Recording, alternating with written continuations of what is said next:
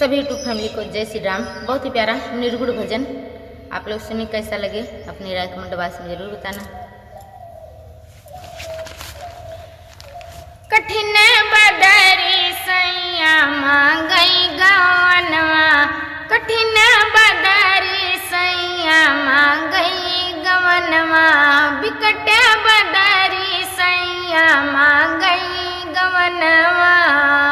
हरे हरे बसवा के डोलिया सजायो, हरे हरे बसवा के डोलिया सजायो, डोलिया सजायो, हाँ डोलिया सजायो।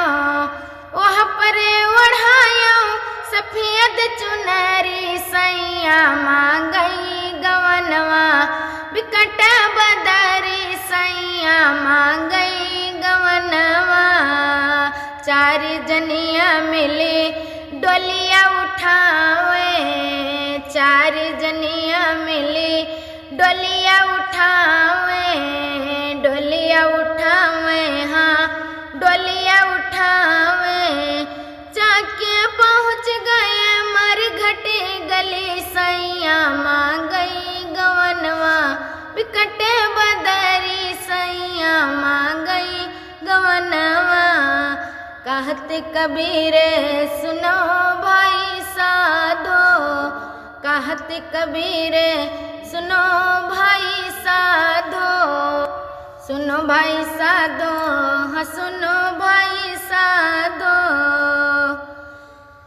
ओ गुरु के चरण रही हो परी सैया मांगई गवनवा, गुरु के चरण में रही हो परी सैया मांगई गवनवा। कठिन बदरी सैया मांगई गवनवा। निर्गुण भजन हमारी जीवन की सच्चाइयों को बयां करता है। आप लोग फुल वॉच करके सुनना, फिर अपनी राय जरूर बताना। मिलते अगले गाने के साथ, तब तक के लिए धन्यवाद।